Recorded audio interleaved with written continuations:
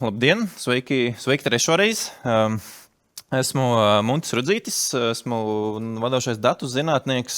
Gribēju šodien pastāstīt mazliet vairāk par to, kas tad ir šī tehnoloģija apakšā vai kā tā strādā, kas šajos visos pieminētajos risinājumos strādā vai kādi pamatelementi tajā ir.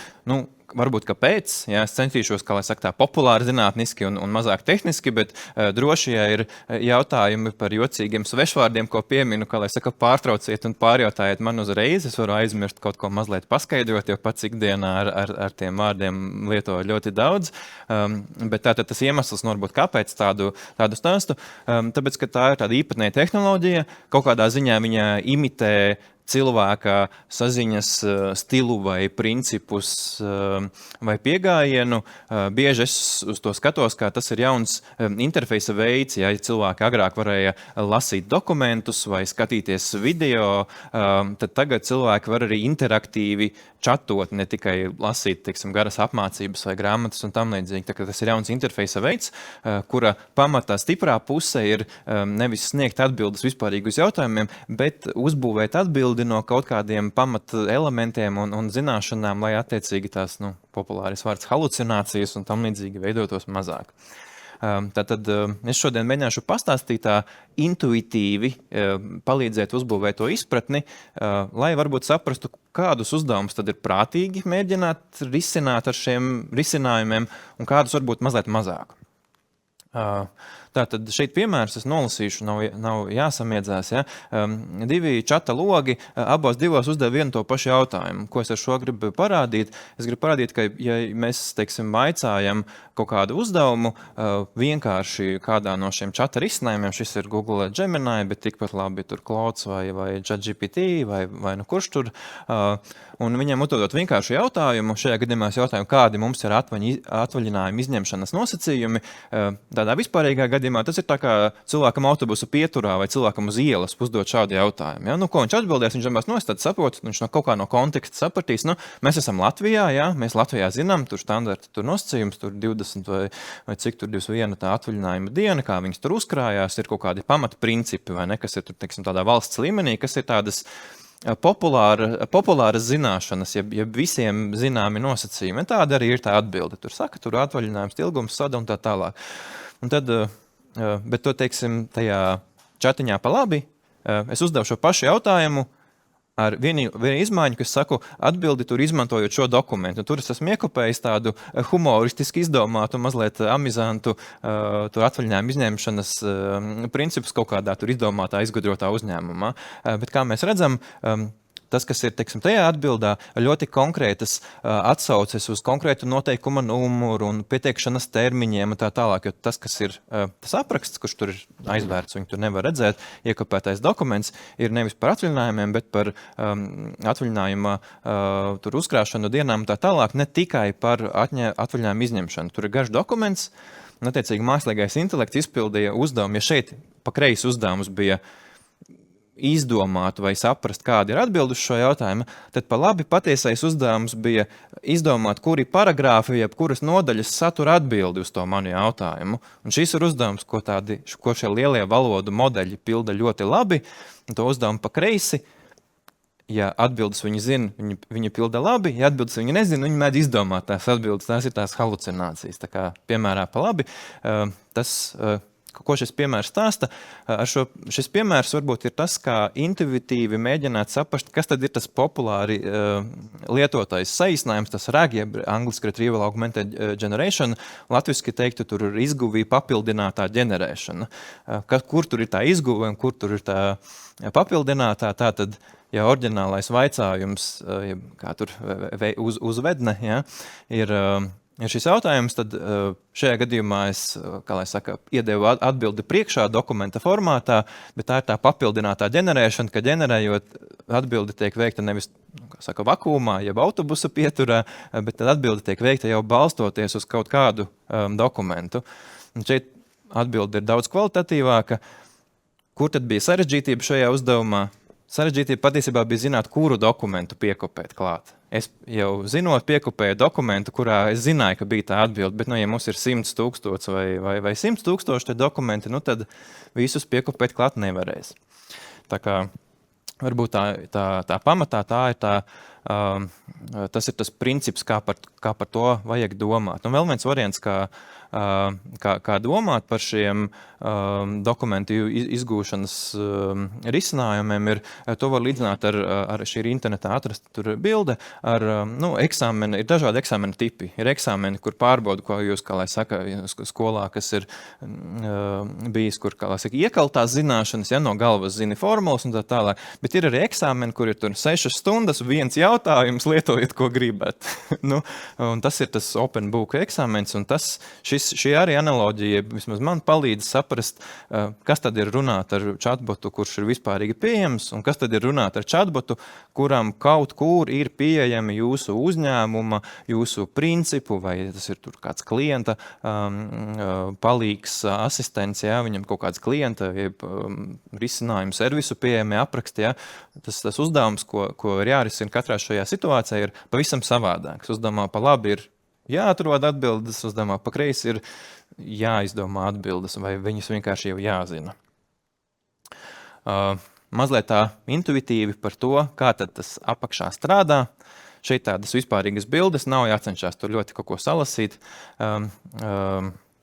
Bildes attēlo tādu interesantu fenomenu, ka tad, kad šie modeļi apstrādā jums viņos ieejošo tekstu, vai tas ir jūsu uzvedne, vai tas dokuments, vai tam līdzīgi, tur ir sarežģīts process, tur ir matemātika, matricu reizinājumi tā tālāk, bet kaut kādā brīdī, Alda slaidā bija šis piemērs, neilgi pirms pašas atbildes sniegšanas, visa informācija, kas līdz šim tajā modelī ir iedota, ir reprezentēta tādā garā ciparu virknē, ko sauc par vektoru, par embeddingu, kas jau ir aprakstot to lietu.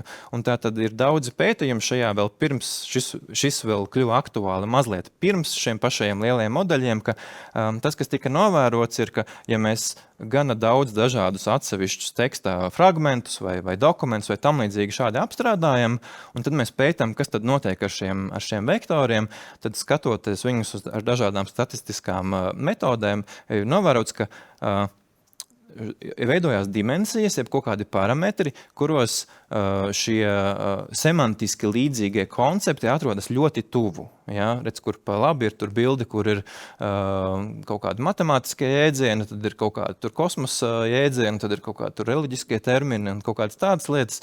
Līdzīgi pa kreisi, ja nemaldos, ir īstenībā semantiskā analīze kaut kādām tur izziņām vai tvītiem vai kaut kam tam līdzīgam, kur tas novērojums ir, ka, ja mēs skatāmies tā kopumā, tad ir kaut kādi parametri, pēc kā tās lietas grupējās.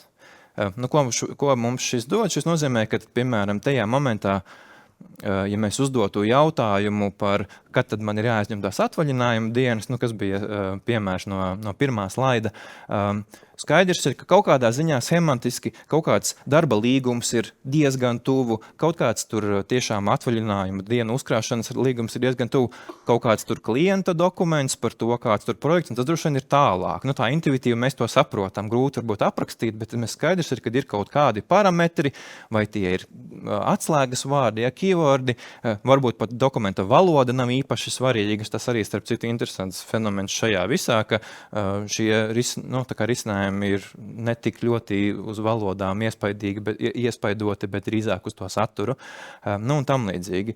Un tātad šo, kā lai saka, fenomenu vai īpatnību izmantojot, tas ir arī tas, kāpēc šie modeļi vispār strādā, ir šis risinājums, kas ir tas ar to datu izguvi pielāgotā ģenerācija. Šeit varbūt tāds vienkāršā veidā, apmēram aprakstīts, kas tad tādā risinājumā ir tie pamata elementi. Tātad patiesībā mums ir kaut kādi dokumenti, šeit apakšā ir tāds dokumenta piemērs, pa labi, pa kreisi viens un tas pats dokuments. Skaidrs ir, ka mums kaut kā ir jāveido princips, kā tad mēs varam piemeklēt to fragmentiņu, to rindkopu, to nodaļu, kur tad būs tā lieta, par ko es gribu meklēt. Jo dokumenti mēdz būt gari, dokumenti ir ļoti daudz, iespējams, kā atbilde uz sarežģītāku jautājumu nekā atvaļinājuma dienas, bet uz jautājumu, ko man darīt slimības gadījumā, varbūt, kad ir jāskatās vienlaicīgi gan atvaļinājuma apraksta dokumentā, gan slimību dokumentā, varbūt ir daudzi tie avoti vienlaicīgi.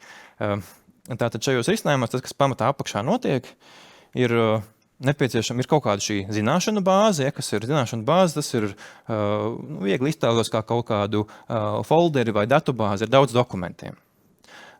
To zināšanu bāzi no sākuma ir jāapstrādā tādā formā, jeb tādā veidā, lai šie valodu modeļi spētu viņu izlasīt, bet jeb uztvert, ja? Nevis tekstiski, nevis iedodot visus dokumentus šiem modeļiem, bet kā mēs ar drīzāk inženieriskiem paņēmieniem, piemeklējot šo līdzību vai tam līdzīgi, varam veikt kaut kādu nojausmu par to, kurš tad būtu tas īstais dokuments. Ja mums ir 1000 dokumentu, visus mēs neiedosim tajā čatā, bet 1, 2, 5 vai varbūt 10 mēs varam. Kā tad saprast, kā to shortlistu izveidot ar šiem 5 dokumentiem? Tad tas pamat piegājiens visos šajos risinājumos ir ļoti, ļoti vienāds.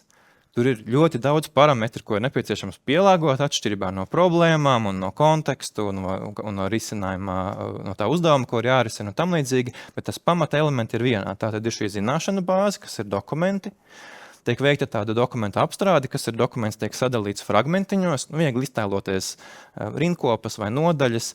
Tur arī dažādi interesanti paņēmieni, kā piemēram šeit pa kreisi ir sadalīts pa rindkopām, un šeit pa labi ir tās pašas rindkopas, bet vēl ir tādi fragmenti, kas satur gan iepriekšējo, gan nākošās rindkopas momenti, jo var gadīties, ka vienā rindkopā tu piemini tur atvaļinājuma dienas jāizņem tad un tad, nākamajā rindkopā ir svarīga informācija tur, bet tādā gadījumā, ja jums ir tur iztērāts, tad tur, ņemiet tur bezalgas atvaļinājumu vai kaut ko tam līdzīgi. Bet tas vārds tur izņemts neparādās tajā otrajā fragmentā.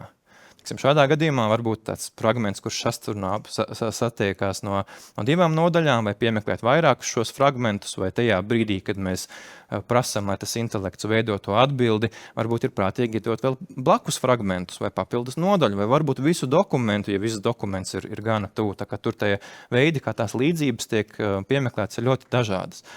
Bet tātad dokumenti no sākuma tiek apstrādāti, sadalīti tur rindkopiņās, jeb fragmentiņos, angliski chunks, un tiek pieglabāti.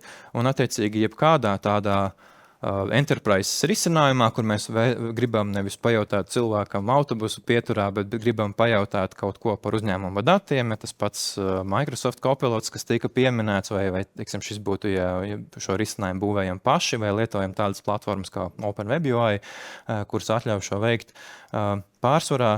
Tas process īstenībā ir mazliet mānīgs priekš lietotāja. Ja lietotājs čatā ir pieredze, ka viņš pajautā tur jautājumu, tad tas kaut kādā veidā tur iziet caur tam lielajiem valodu modelim un nonāk pie atbildes.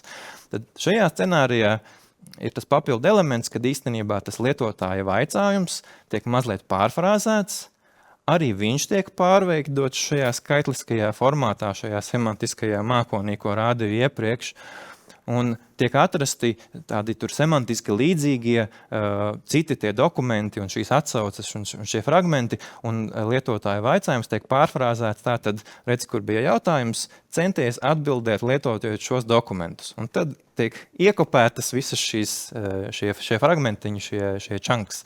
Un tagad īstenībā jau tas uzveidnis ir daudz lielāks nekā oriģinālais jautājums, bet sniegtā atbilde jau, ja esam pareizi trāpījušos dokumentus, ir balstīta tajos dokumentos un kaut kādā ziņā droši vien pareizāka un mazāk iespēja kļūdīties vai halucinēt vai tam līdzīgi. Kas varbūt šeit ir tādas interesantas lietas, par to mazliet padomājot, ir šī kaut kādā ziņā pastarpināta nozīmē, ka uzdotajam jautājumam patiesībā atbildēji ir kaut kur jābūt tajos dokumentos.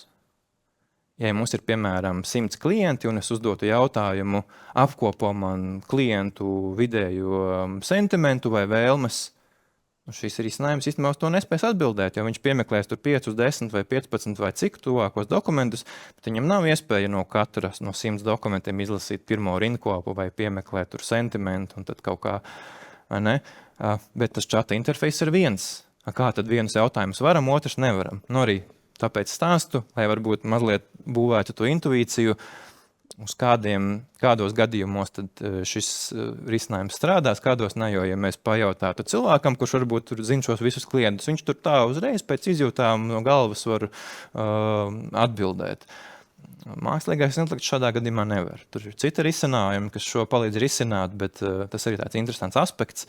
Tālāk mazliet paskatīsimies par to un tad mazliet par citiem ierobežojumiem. Šis ir lielisks risinājums, jau kādi 3-4 gadi ļoti populāri runā par to RAG, ja? Bet tur ir tādas pamata problēmas, jeb īpatnības, es pat teiktu, jeb limiti, tehnoloģiskie limiti, par kuriem ir nepieciešams aizdomāties. Pirmais ir, ja lietas varbūt izrautas no konteksta. Man ļoti patīk šis izteiciens, jo tas ir tiešām burtiski izrauts no konteksta. Ja? Var būt kaut kāds fragments kādā dokumentā, kurš ļoti precīzi atbild tur, ceļu satiksmes noteikumi, ko rīkoties tādā un šādā situācijā. Mēs atrodam, tur ir precīzi paragrāfs, kurš atbild uz mūsu jautājumu, tur vai es drīkstu, tur tādā un tādā vietā, tur pagriezties vai kaut kāds likums vai tam līdzīgi. Atrodam paragrāfu, perfekti atbilde ir ļoti pārliecinoša, ļoti, ļoti ticama. Bet izrādījās, ka nodaļas virsraksts bija tur, tikai ārpus apdzīvotām vietām drīkstam tur tā vai šitā rīkoties. Vai, piemēram, vispirms strādā visi standarta noteikumi, izņēmuma situācijas, ja tur ir, tramvajas liedas, vai varbūt tas ir pat cits tās valsts ceļu satiksmes noteikuma dokuments, vai ne? Tātad šis izrauts no konteksta, bez pilnās struktūras var nepaveikties, varam iegūt ļoti pārliecinošu atbildi un var kaut kas nebūt pareizi.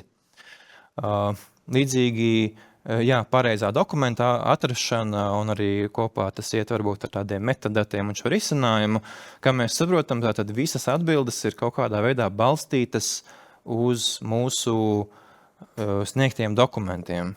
Bet, teiksim, no manas tur personīgās pieredzes arī mēģinot lietot tādus iebūvētos rīkus, kas integrējas ekosistēmā, tur prot lasīt tavus dokumentus, tur SharePoint un tā tālāk, paprasīt tur kāda ir mūsu stratēģija tur tādā vai šādā jautājumā vai piegājiens, baigi labi atrod atbildi no 5 gadus vecas prezentācijas, kas bija tajā brīdī aktuālā stratēģija. Jo izrādās jaunajā stratēģijā, kas ir šī gada, tas ir zem nevis sārdatu stratēģija, bet tur galvenie uzņēmuma virzieni. Līdz ar to semantiski šis dokuments ir druscītiņ tālāk, varbūt ir tur 3., nevis 1. tajā piemeklēto atsauču sarakstā, un attiecīgi tā atbilde tāda. Tā kā ļoti daudz ir dažādi, kā lai saka, arī inženierējami risinājumi šeit, klāt un apakšā, kur ir tur dokumentu tāds svaigums, dokumenti lēnām noveco, kā pielāgot atslēgas vārdus, cik dokuments ir jauns, kurš ir veidojis dokumentu, vai viņš ir tur šajā finalized folderī, vai viņš ir tur drafta folderī cilvēkam, kuram ir tur 1 no 5 mēģinājumiem, un tam līdzīgi.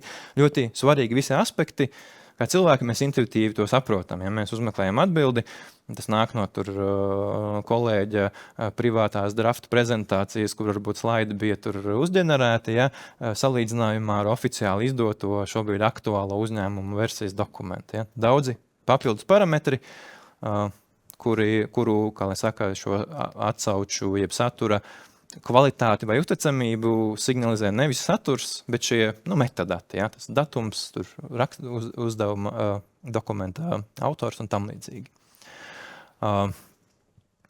Par adatu sienaka audzē, kā atbildi patiesībā, ir kaut kur jābūt dokumentā, jau apmēram pieminēju, jau tie lielo valodu modeļu kontekstī kļūst tur lielāki un tiešām var iedot diezgan daudz dokumentu un tas atrisina dažas no šiem problēmām, bet arī iedodot pārāk daudz dokumentus vai pat ja modelī jums tā kā, knapi var salien man 20 dokumenti tieši tajā modelī. Jāsaprot, ka tie dokumenti, kas ir tur tās burzmas vidū, viņi kļūst arvien aizvien mazāks un mazāks īpatsvars, viņam ir kaut kāda tāpat kā cilvēkam, ir tikai galīgs skaits lietu, ko var paturēt galvā, vieglāk ir kaut ko izlaist vai mazliet aizmirst. Un, protams, vissarežģītākais uzdevums un varbūt bieži arī limits praktisku risinājumu izveidošanā ir tātad dokumentu uzturēšanas un atjaunošanas uzdevums. Ja? Šie scenāriji, kas aprakstīti, strādā ļoti skaisti, ja jums ir ļoti aktuāla, tur pēdējā vienmēr pieejama, vienmēr vienā vietā, tur dokumentu, klientu, tur transkriptu saraksts. Bet, vienam tas ir e-pastā, otram SharePointā, trešajam prezentācija tā, ceturtais tev atrakstīja WhatsAppā. Tie informācijas avoti ir ļoti daudzi, saprast, kurš ir aktuālais, pat pirms visiem, atceramies tur dažus gadus atpakaļ, pirms visiem tur trakajiem intelektiem, valodu modeļiem un aģentiem, jau tāda datu kvalitāte. Tas ir tā kā ienākt uzņēmumā un uzreiz tur izlasīt 5 dokumentus un tu visu saproti. Parasti tā nav. Parasti ir kaut kādā virtuve un tā teikt un pieņēmumi un laika gaitā iemācās to procesu, jo viņš visu laiku mainās un tiek pielāgots un neeksistē viena konkrēta vieta, kur viņš ir ideāli pierakstīts. Bet arī tur, tālāk mazliet paskatīsimies, ir risinājumi.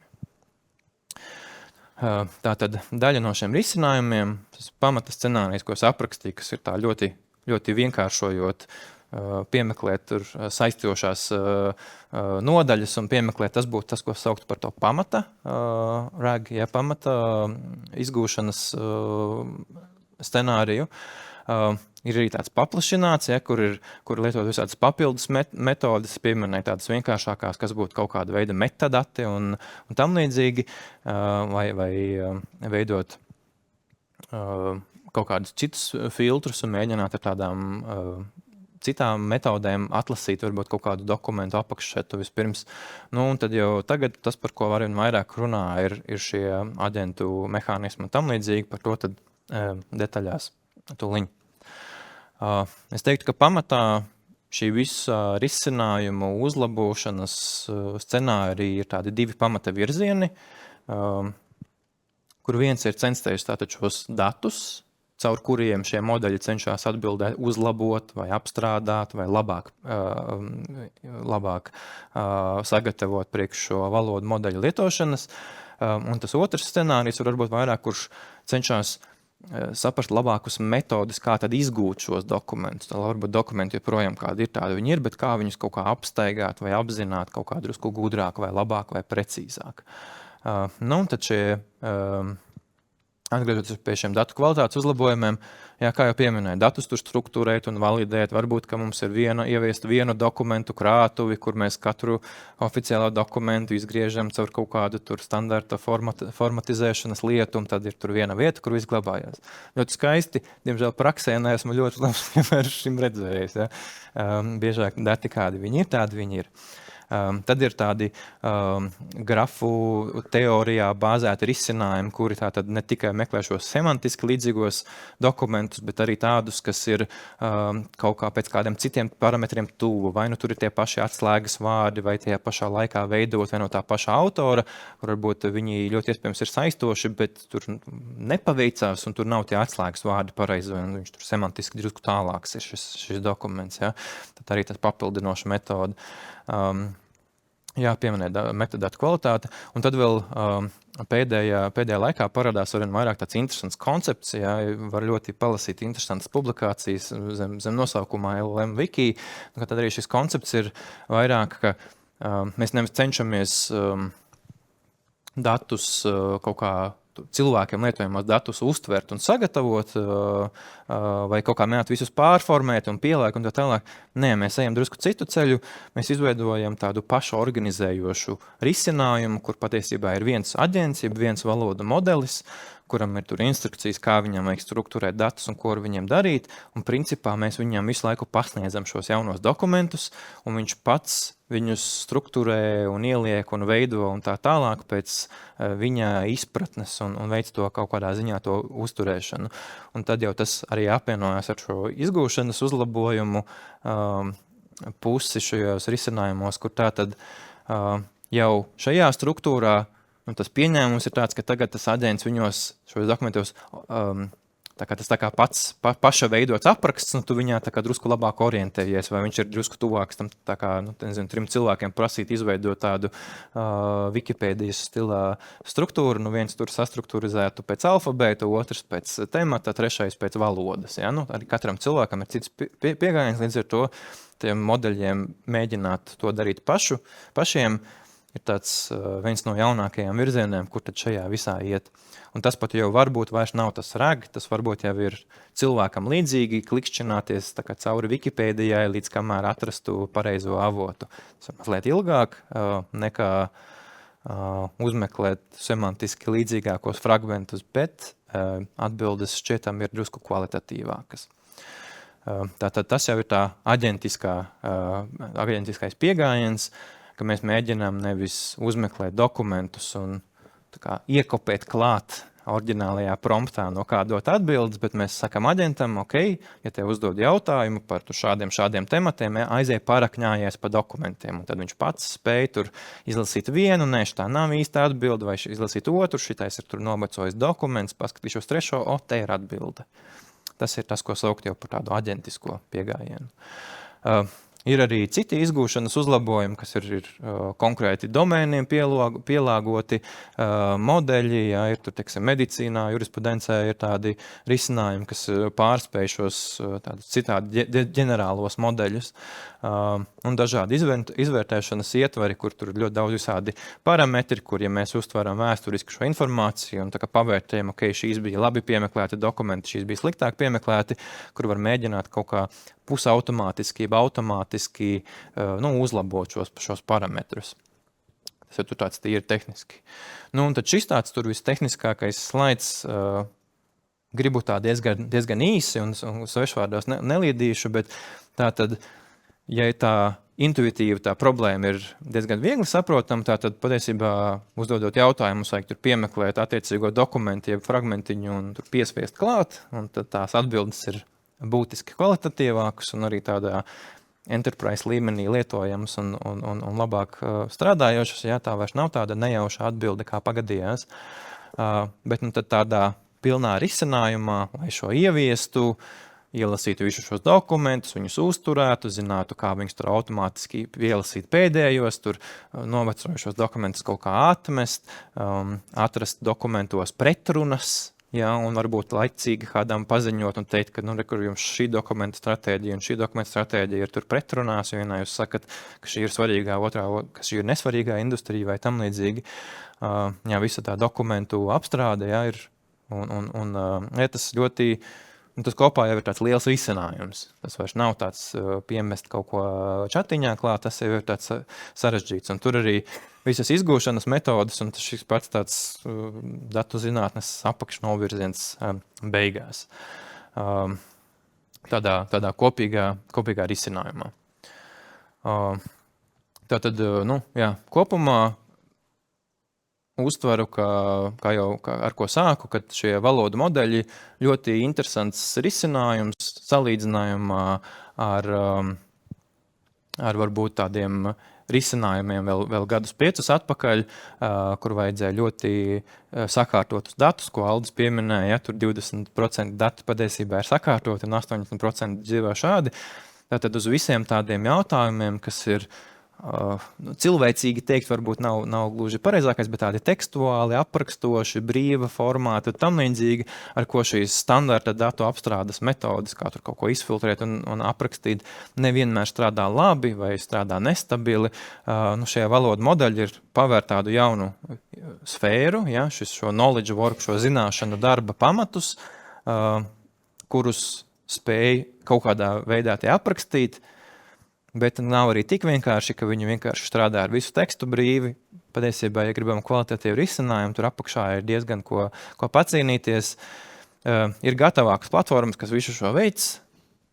tur bieži kā saka, devils in the details, ja, kā tur pielāgot to un uzkonfigurēt un tā tālāk. Mēs arī šobrīd strādājam pie vairākiem šādiem tur risinājumiem, un pat ja fundamentāli tā problēma ir līdzīga, tad tas, kā tu organizēsi šādu risinājumu, piemēram, klientu servisa, tādā jautājuma atbilžu Q&A stila zināšana bāzē būs viens, ja? Tur diezgan standarti, ka tur jautājumus, tur ir tā zināšana bāzē un atbildes, un katrs ir tur viens fragmentiņš. Tajā pašā laikā, ko iepriekš Aigars pieminēja, tur atrast tur aprakstu no tur 10 dažādiem uzturēšanas, tur ražošanas iekārtu dokumentiem, tā tālāk. Visam savādāks būtu princips arī, kā mēs kā cilvēki tātad apkopot un lasīt šos dokumentus, tā kā pat ja tehnoloģijas sakristabos šos risinājumos, visi tie apakšparametri un tam līdzīgi būtu diezgan dažādi. Nu, un tad priekš nobeigumā vēlreiz atkārtot, tad šie modeļi, viņiem ir tāds kopējas pasaules zināšanas, bet viņus vajag uztvert kā tādu pat junioru, kurš pievienojies jūsu uzņēmumā. Ja? Viņš spēs labi strādāt, jūsu uzņēmuma dokumentus vai datu pieejas jūs viņam iedosiet, un vēl varbūt noinstruēsiet, kā tad tās lietas atbildēt, tad viņš jums atbildēs tur ļoti ātri, katru reizi, ieskadžulējot uz 7 rītā, lai atnāk. Bet, ja jūs to neizdarīsiet, tad viņš atbildēs tā kā cilvēks autobusa pieturā. Tas arī no manis šodien viss. Jautājumi? Jautājums ir tāds, būs tāds. Jautājums ir tāds, jums kāds tehnisks uzņēmums, kur kā sākumā mēs dzirdējām, varbūt ir kaut kāda dati un informācija, kas tur novecot, bet ir kaut kāda tehniskās zināšanas, ražošanas procesos, kas tur nenoveco, un pieņemsim, ja informācijas tur datubāze, tur 5 terabaiti ar informāciju, kur ir tehniskie dati, ir asējumi, visu kaut kādu produktu tur, testi un tā tālāk, kas būtu, tad jāapmāca LLM, teiksim tā, kad mēs varam komunicēt visu to datu apjomu. Ko jūs ieteikt tādā gadījumā? Tas ir izdarāms, vai tur uzreiz vajadzētu, kāds ir tas nākamie soļi, ko tur varētu izsakt? Jā, tātad pamatā problēma ir datu apjoma daudzums. Jā, mēs pieņemam, ka ir ļoti daudz šo dokumentu un arī dažādi varbūt formāti, avoti un tam līdzīgi. Teiksim, šajā gadījumā es ieteiktu noteikti, tā kā informācija ir pieejama noteiktā struktūrā, mēs saprotam, tā droši vien ir kaut kāds rokas grāmatas, rasējumi vai ne, kur arī mēs, cilvēki, mēs veidotu kaut kādu atbildi šajā jautājumā, mēs no sākuma droši vien saprastu, kura tā ir iekārta, tur sameklēt iekārtas dokumentu, tad saprastu, kas tā ir par problēmu, varbūt tur ir tāda speciāla nodaļa problēmām, tad varbūt saprastu no otras puses, teiksim, kas ir tas produkts, ko mēs ražojam, varbūt kaut kāds produkts specifikācija un tam līdzīgi. Tad ir izklausās pēc tādas daudz soļu darbības. Ja patiesībā nav viens vaicājums, kurā būs atbilde, patiesībā būs daudzi. Šajā gadījumā droši vien tas ir tas aģentiskais izgūšanas metode, kur patiesībā apakšā mēs noinstruētu šo aģentu, nevis tur atbildi man lietojot šos 5 paragrāfus, bet jautājums būtu drīzāk, tev ir šis meklēšanas rīks, sadali problēmu kaut kādās apakšvaicājumos, problēmās, tad šis aģents pats izgūtu tur 5 dažādus terminus, tur vienreiz produkta kodu, otrreiz tur iekārtas kodu, trešoreiz tur vispārīgos apkopes instrukcijas un tam līdzīgi, tad vairākos soļos pēc pilnīgi dažādām dimensijām un piegājieniem, kā šo izgūt, un tad jau attiecīgi tev tas izgūto dokumentu kopums būtu tāds raibāks vai savādāks vai pielāgots tavam jautājumam, un tad tikai sniegt no tā atbildi. Bet tās informācijas datubāzes tā pārvēršana, lai viņš varētu uztvert tos datus, tas ir tas jautājums. Vai to vispār tehniski var izdarīt, un ka viņš var arī rasējumu informāciju vai tādas datus ielasīt iekšā, lai viņš saprot, kādā datu apjomā meklēt šo atbildi. Jā, principā kaut kādā apmērā no šiem modeļiem tas informācijas apjoms ir noslēpts. Viņi spēja veikt veicējumu, viņš izgūst tur 10, 20, kā uzkonfigurēts, cik atbildes. Bet, lai šo informāciju sagatavot, ļoti labs jautājums, jā, tas ir iespējams. 5 terabaiti tekstuālā formātā ir nenormāli daudz, jā, visa Wikipēdija, ja nemaldos, ir kaut kādi 10 gigabaiti, ja var telefonā ielikt, bet Tas ir ļoti daudz, bet, teiksim, tur ir attēli vai video vai tam līdzīgi. Tad pamatā ir 2 pieejami, kā šo dara. Tātad tur būtu vairāk tas priekšapstrādes scenārijs. Ja? Dokumentu gadījumā tas ir sadalīts fragmentiņos vienkārši. Mēram izstāstīju. Attēlu gadījumā pamatā ir 2 pieejami. Viens pieejams ir, ka ir šie multimodālāie modeļi, kuri spēj it kā natīvi strādāt arī uzreiz ar attēliem. Pieredze dažāda ar schematiskiem, varbūt, kuros ir tekstuāla informācija drusku labāk, ar tādiem tur fotogrāfijām, varbūt tur tādā keywordu līmenī patiesībā. Otrs pieejams ir patiesībā visus šos dokumentus mēs pārvēršam tādā drīzāk tekstuālā reprezentācijā. Mēs teiksim, tur ir tā schēma, un īstenībā tev ir tur schēma vizuāli, tā kā šī pati schēma, vai ne? Bet īstenībā mēs viņu pārvēršam, ka tev ir tur 5 elementi, tur dokumenti, tad savienoti ar to, tad ar to, tādā tā kā bullet pointu līmenī. Un patiesībā, uzmeklējot informāciju, mēs lietojam šo tekstuālo reprezentāciju, bet tad, kad mēs sniedzam lietotājiem atbildes, tad mēs varam dot gan to, LLM-am, valodu modelim lietojumu informāciju, gan arī papildus teikt, šis ir oriģinālais attēls. Šeit, protams, ir drusku kaut kāds lielāks kļūdu procents, tur sarežģītās bildēs vai schematiskās. Mums arī bija tāds tieši piemērs ar klientu, bet tie ir tie 2 pamata pieejami. Ar video arī līdzīgi. Tas ir vēl grūtāk, bet arī veidot kaut kādu scenāriju, kur tad mēs aprakstām, kas tur notiek, un tad patiesībā tajā tekstuālajā līmenī notiek tā uzmeklēšana bieži vien. Ceru, ka es atbildēju.